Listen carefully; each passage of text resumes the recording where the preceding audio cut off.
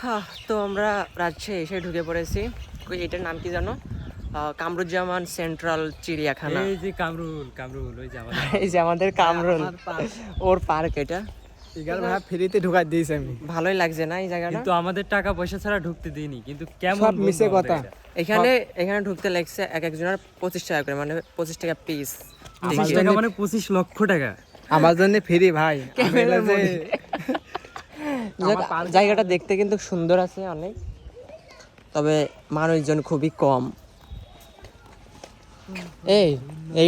এইটা কি ইমরুল?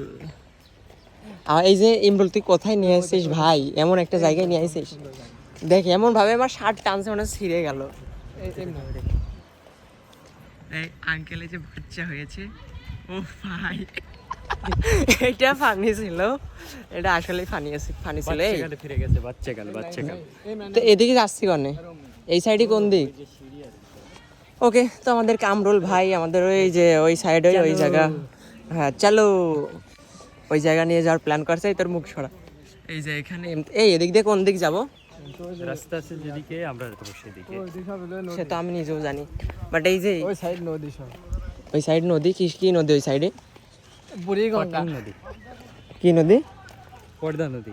ও পর্দা নদী, ওটা পদ্মা নদী, নট পর্দা নদী। এটা হচ্ছে নাগরদোলনা, পর্দার দোলনা না। ওকে, বেশি মজা হয়ে যাচ্ছে। তো পার্কটা মানে মানুষজন থাক বা না থাক, জাস্ট মানে এই জায়গাটা কিন্তু অসাধারণ, Awesome একটা জায়গা। হেভি। বিকালবেলা মানুষ থাকে। হ্যাঁ আসলে বিকেলবেলা মানুষ থাকে। বিকেলবেলা গল্পের জন্য বেস্ট একটা জায়গা। তোমরা রাজশাহী যারা আসো তারা তো নিশ্চয়ই আসো, বাট আমি প্রথম, আর এই জায়গাটা প্রথমে দেখে অনেক ভালো লেগেছে আমার।